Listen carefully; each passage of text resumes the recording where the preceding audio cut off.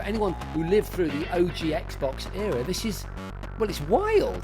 You had me at Captain Foil. Do you know what that is? Because No, I was going to ask you after the podcast. I'm paying 20 grand to get into a kind of slave ecosystem. Hello, everyone, and welcome back to the Gadget Show podcast. I'm Jason Bradbury. And I'm Suzi Perry. And today's episode is absolutely stacked with tech stories. But before we dive in, a huge shout out to our sponsor, CEX. Yep, they are absolutely brilliant if you're after tech that doesn't cost the earth.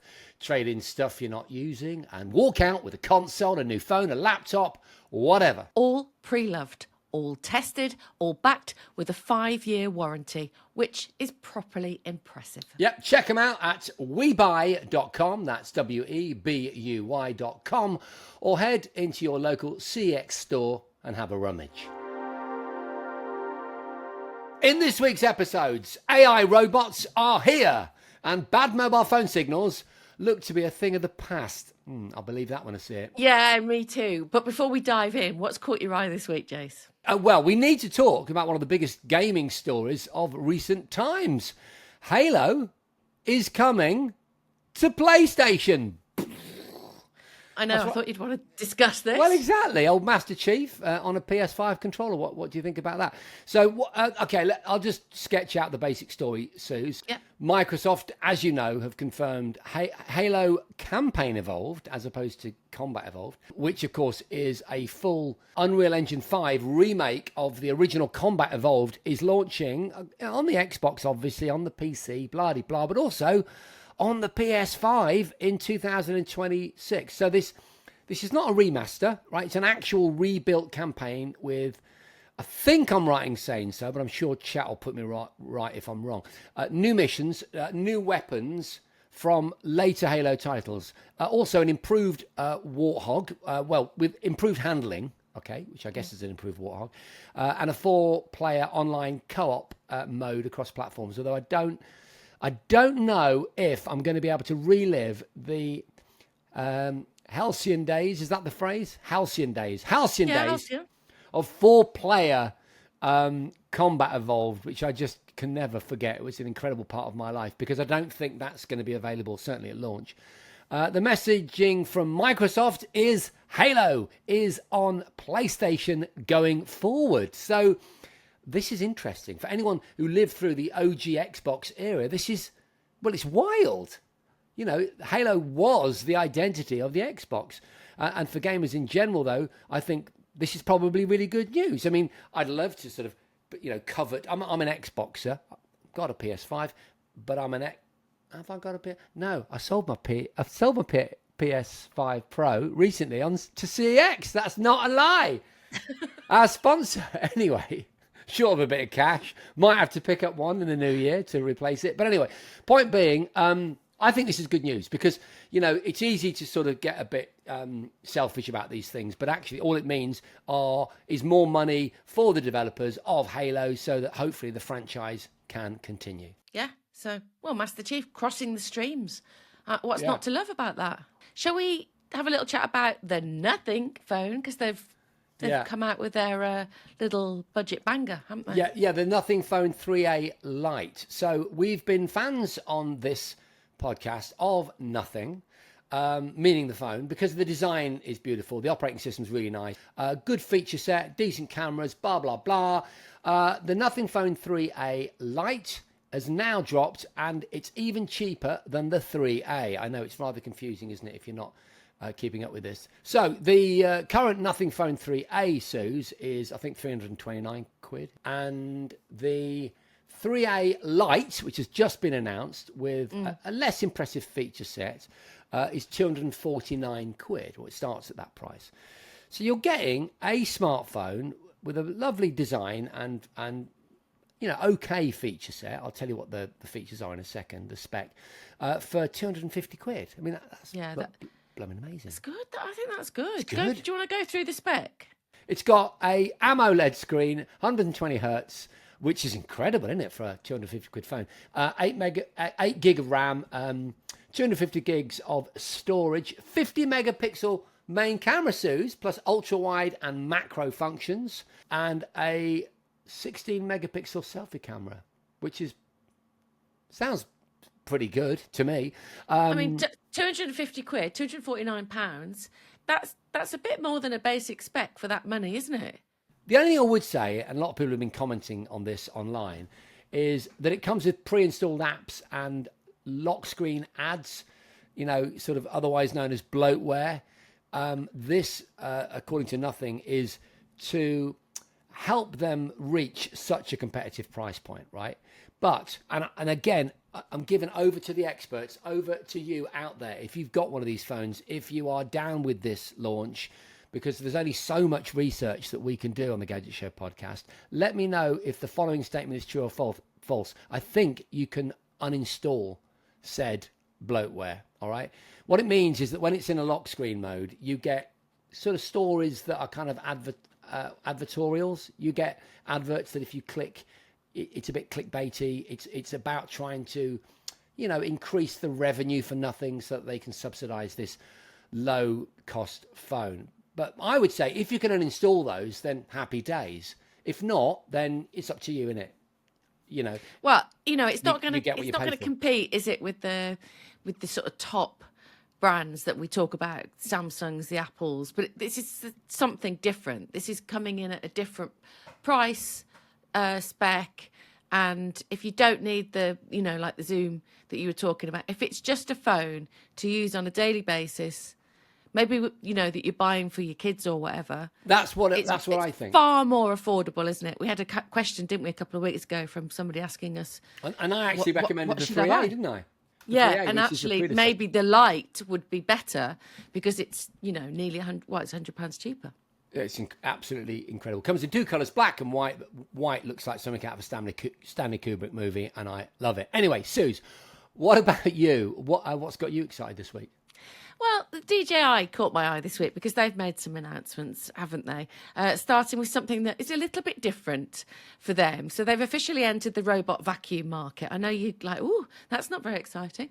But it's something called the Romo series. So think of it as a DJI vac, if you like. It's not your average robo vac that bumps into chairs' legs and, takes the cat for a ride. It's not that kind of thing. This uses dual fisheye vision sensors and solid-state LiDAR, so it can actually see what it's doing. It can detect a 2mm obstacle. That's like a phone cable. So it even lifts its little mop pads when it rolls onto a carpet.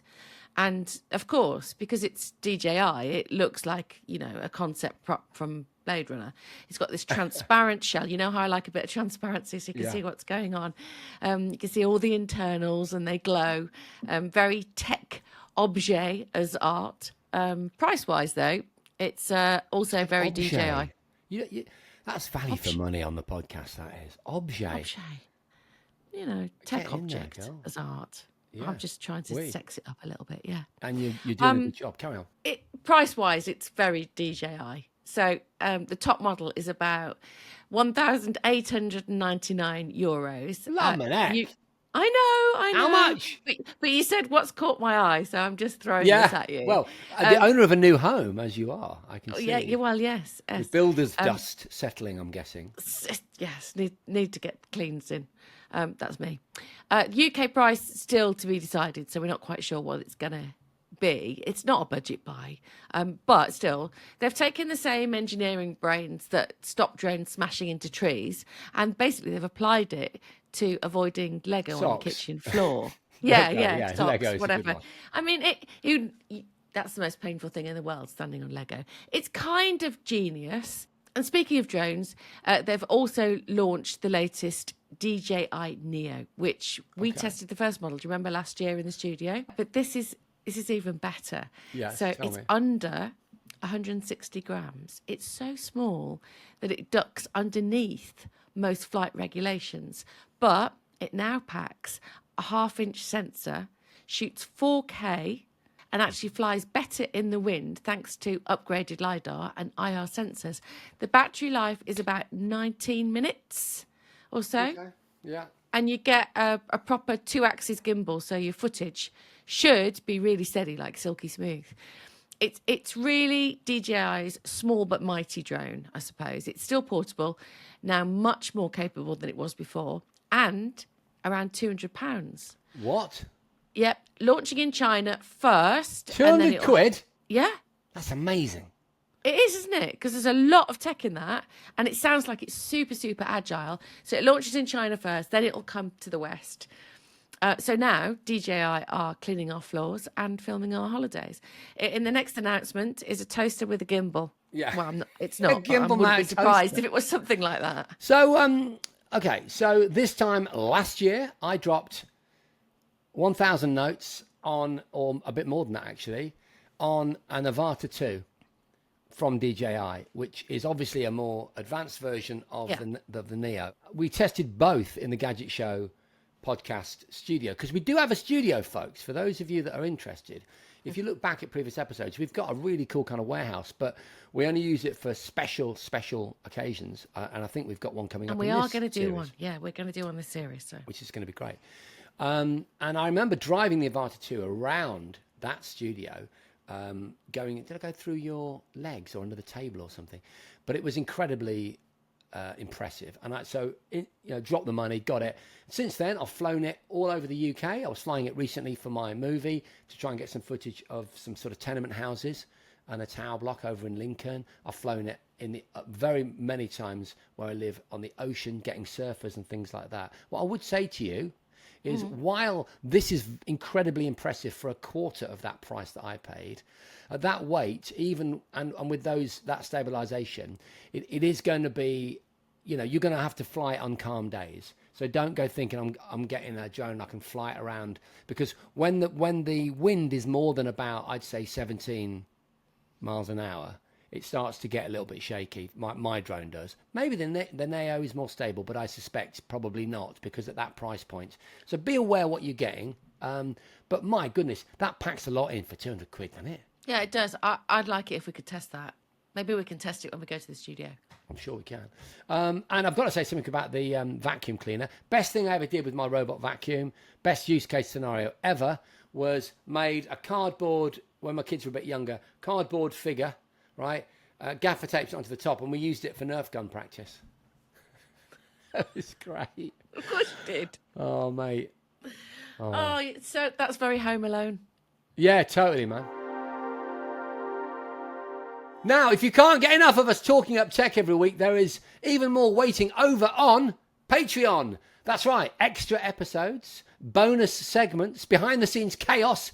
It's basically a VIP pass to this here Gadget Show podcast. And yes, all the episodes on Patreon are also completely ad-free. Yeah, and can I throw in that Jason has dropped something pretty special over there?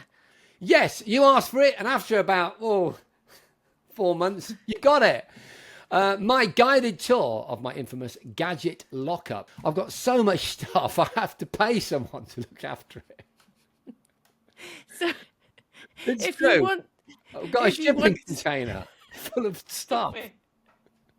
And I filmed it, and it's available for the Patreon peeps to watch. Yeah, so if you want to support the show and get access to all of that extra goodness, my goodness, then head over to patreon.com/thegadgetshow and join the crew. It genuinely does make a huge difference, and we'd love to have you as part of the gang. Yeah, I agree. And I actually I'm a member of Patreon because I wanted to understand what it was like, so I'm paid up.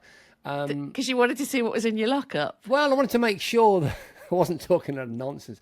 No, it's important. If we're telling people to use this service, then I want to make sure that it's up to scratch. And also because it gives me ideas. Oh, I know what we could do. We could do a little bit of this. So I could maybe hook up my old Xbox and play the original Halo. How about that? Is that an idea? Do you want that? Let us know in the comments. All right, that's the sort of thing we'll do for the Patreon. Anyway.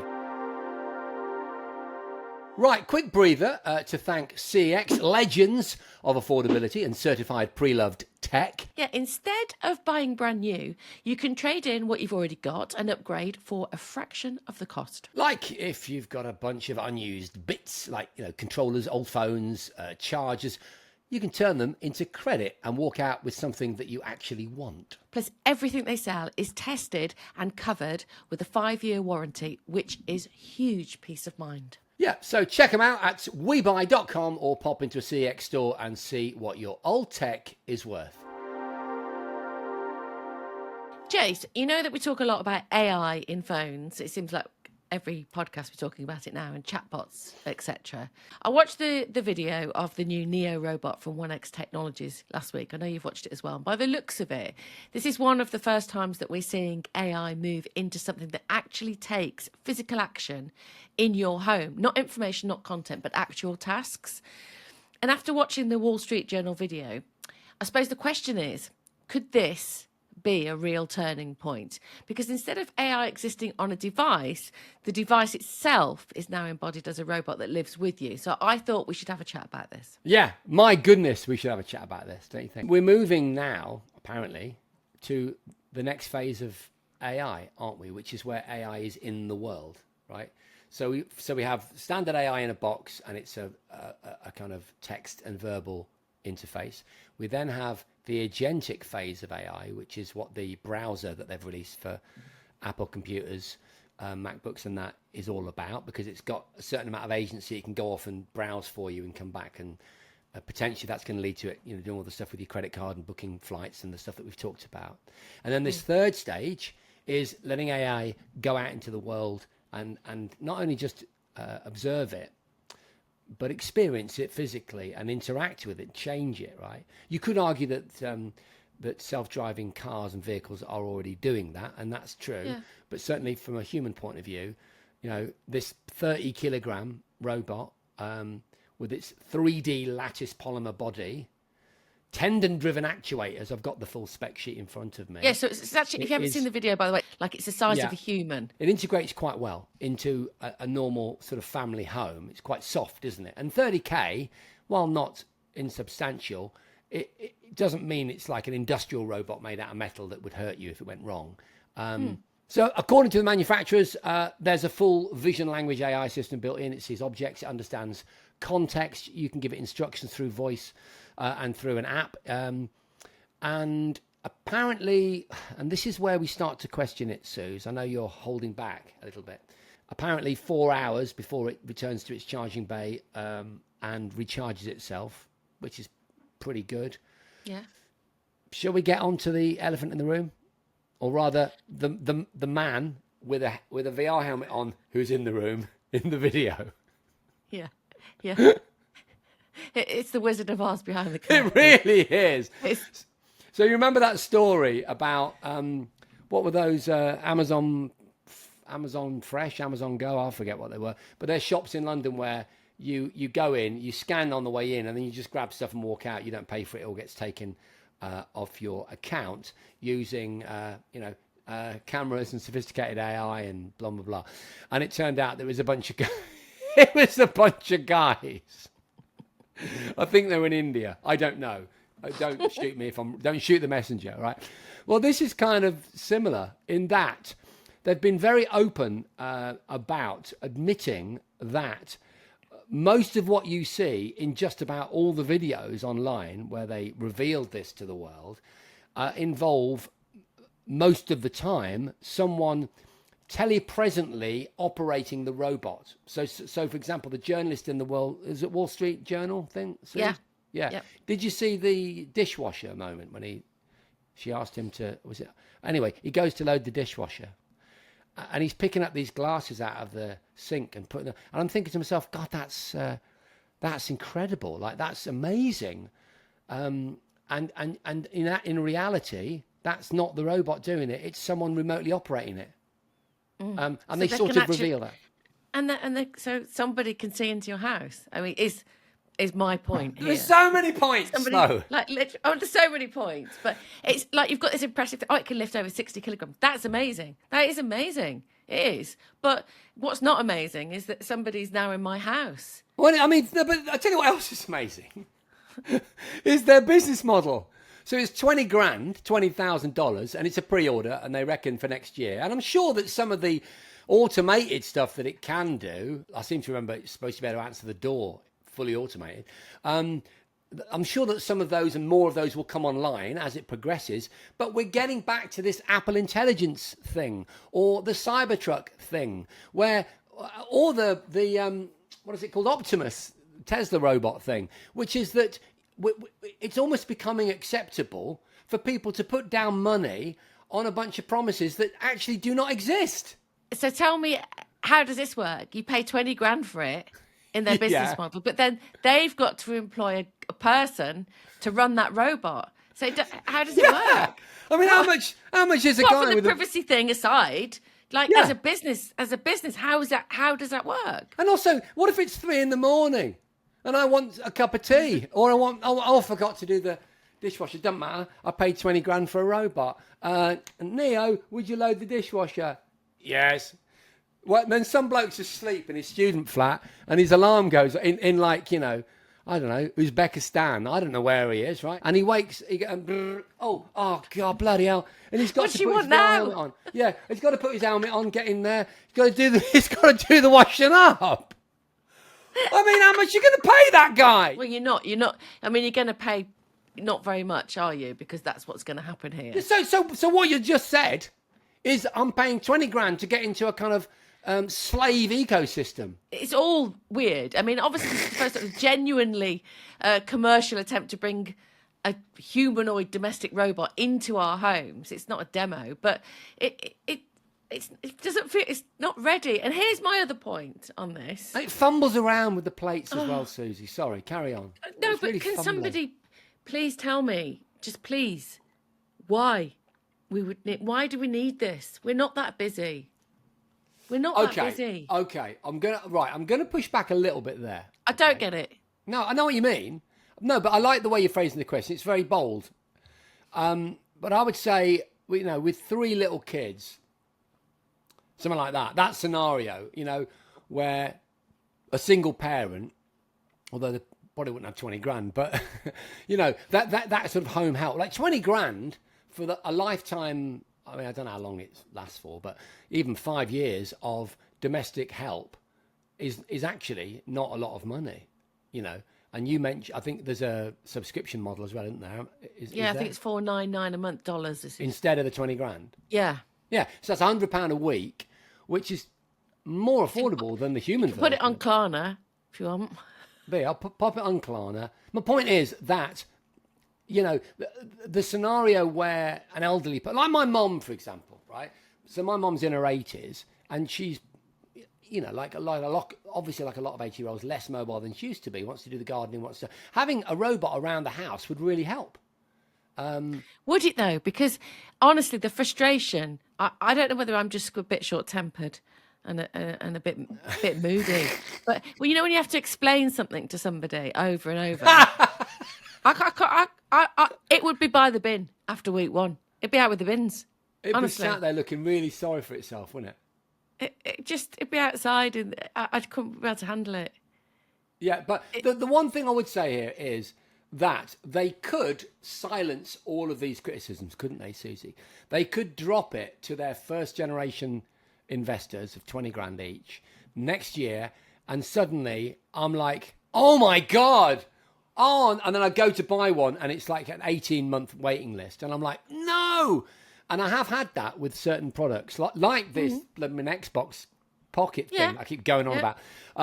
So if they can look, if you take them at face value, what they're saying is, all right, although I don't think they're saying it clearly and authentically enough, if I'm honest, but effectively they're saying, look, it's going to do this, all right? It's going to be able to do this, this, this, and this. It's going to be able to, you know, tidy up socks, put the washing machine on, do the dishwashing, answer the door, and be a companion, right? It's going to be able to do that. That's what we've designed. It's 20 grand. Can't do it yet, but it's going to be able to do it. So the question, you would want to know as a journalist or just as a person or a prospective buyer for this, I suppose, is when is this going to work properly without somebody spying into my house? And that question sort of was asked. And the answer was that early adopters that buy this, that spend 20 grand, all right, have to accept that they're the beta testers, effectively, and that they need this time and they need these robots and the training to get the AI sorted. And the money. So they're going through the motion. So that it's data collection, effectively. But my point is, people are paying 20 grand for that, though. If you pay me 20 grand, I'll come and start your washing machine for you. It's a bit weird. And also, they can't say specifically when it will actually function without the Wizard of Oz behind the curtain. If they said we need exactly 6 months, or we need 2 years, or whatever it is, to get this going, to be fully working without human intervention, then that would be more impressive for me. But it's a bit grey. It's just a bit grey. Yeah. I mean, it's massive. Like, it's really interesting. I'm not on board with it, but I can see why it's so fascinating. I can see why it's interesting and why it's moved on so much. But I do just think it's a bit grey. Yeah. Well, absolutely. Watch this space. Yeah. Okay, so this is a very interesting one for me personally, because as many of you know, I live in Cornwall. So anyone who lives in rural bits of the UK, before that I was in Lincolnshire, so I'm thoroughly rural. You know the pain of dead spots and bad phone signal. So hopefully we've got something that might fix this. Virgin Media have announced a multi-year partnership with Starlink Direct to Sell. And this is actually a UK first. Virgin Media O2 will become the first mobile operator in Britain to use Starlink's satellite to mobile network. So this is the same lower Earth orbit constellation that Starlink uses globally with their 650 plus satellites, which is nuts, isn't it? And they're now going to be able to link directly to standard mobile phones using part of O2's existing licensed spectrum. The new service is being branded O2 Satellite, and the plan is it'll kick off with messaging and data first, then gradually expand to more features and app integrations like maps and location services and stuff like that. The key point that they're making is it just automatically activates when you drop out of traditional mobile signal. Your phone just carries on, which, well, I mean, so I had a conversation yesterday, Suze. I rang my wife. She was on the school run. I said, have you got to the Big Dipper yet? And she went, yeah, I'm past it. All right. And then I told her what I was going to tell her, which I knew was going to take about 2 minutes, right? Were she not at the Big Dipper yet, right, I would have not started that 2-minute story because her phone would have disconnected. So this is a reality for me. Okay? This could be huge for places like Cornwall, I've got black spots, grey areas in Wolverhampton. So, I mean, they are everywhere. Yeah, there's a lot of rural areas in the Midlands, right? It's very patchy in terms of coverage sometimes. So this is supposed to be seamless then? This is. Are we at the stage now then with this where no signal could be an absolute thing of the past? What I would say is that I think the one thing that I haven't heard a lot of people talking about is, and maybe it's just a me thing, I'd love to know in the comments, genuinely would like to know your experience. My phone calls now are shite. It's just terrible. I mean, I don't know, 3 out of 10, I would say, just roughly speaking. Wow, really? Yeah, awful. I mean, this could be, if it works, this could be amazing for you then. Yeah. There's no word on pricing yet, but it's expected to roll out in the first half of next year. We'll be watching and waiting. One more thing, Susie, before we go. I want to show you my new watch. Check it out. Which way should I show you it? So, what you got there? Right way around. Can you see that? I can't see if you can actually see it. Yeah, I can see it. Look at that. Isn't that beautiful? That's gorgeous, isn't it? It's the diatom blue dot full meteorite face. That's the name of it. It's the blue dot series full meteorite face. And as the name suggests, look at that glinting light off there. Look. Very space age. Yes. Well, in more ways than you might imagine. So it's a watch made in partnership with Sent Into Space, who are a UK company that fly research payloads up to the edge of space using high altitude balloons. I think we worked with them on the Gadget show, actually. So there's a bit of a link there. This isn't marketing stuff. This is real. So every batch of these watches is flown up above what they call the Armstrong line, which is tens of thousands of feet, over 120,000 feet up in the stratosphere, then recovered and then built, certified and sold as what they term space flown. Isn't that cool? Yeah, I that's love it. Very cool. I love that too.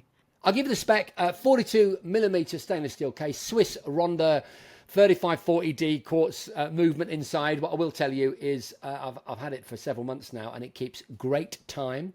Water resistant, quick release straps, blah blah, beautiful, really well engineered. Some variants of this watch, because there are quite a few, contain slivers of Gibeon meteorite and Apollo 11 command module, Captain Foil, in the dial, which is absurdly cool as far as I'm concerned. For me, this isn't just about provenance. It's actually a really innovative kind of cutting edge idea from a British company. I think it's superb. Sent into space, normally fly research for universities, governments, medical labs, and people that want to do something cool, put something quirky up in space. Each watch comes with a flight certification tied to its launch. So I think this is lovely. In the move up to Christmas, I just thought this watch, which was sent to me by the guys that sent into space, just to be completely transparent about that. But I think it's a genuinely great idea for a Christmas present. I love mine, and I wear it a lot because I think it looks dead cool. So there you go. It's a fantastic story, isn't it? It really is. And you had me at Captain Foil. Did I? You did. Do you know what that is? Because no, I was going to ask you after the podcast. It sounds so cool. And that's us done for another episode. Massive thank you, as always, to CX for backing the Gadget Show podcast and keeping our tech cravings constantly fed. Absolutely. And before we vanish, we want to say a huge thank you to our amazing Patreon supporters. Big Gadget love going out to Peter Pinner, Timmy Bigger, Dave Green, Ren Mandagorn, Dave McHugh, Matthew Riley, Dean Day, Chris Cool, Stephen Green, Tall Man with Glasses, Andrew Bamford, and Duncan Bell. And a big thank you to Colin Jones, Gordon Packer, Richard Martin, Simon Ryland, Philip Eddington, Richard Wykes, and Danny Rushton. Thank you so much. You do keep this going. And if you want to be part of that exclusive gang and get access to bonus content, extra episodes, and of course, all of it ad-free, jump onto Patreon. Yeah, just head to patreon.com/thegadgetshow. It takes a couple of seconds and you're in the club. Okay, that's it. That's it from us. We're off. Our Q&A special, the In the Box edition of the podcast, drops later this week. Make sure you check it out. Make sure you favourite it, comment. It'll help to get this great endeavour, which we are so proud to bring you, hopefully in front of yet more people. We'll see you next time. Is the In the Box edition the same as our Inbox edition, or is it different? Sorry, you may have pointed out a slight error. Yeah, you're right. The Inbox edition. See you then. Whatever, it's dropping this week. See you soon. The Gadget Show podcast with Jason and Suzi was presented by Jason Bradbury and Suzi Perry off the telly. It was produced by Ewan Keel and Tom Clint and is a North One production.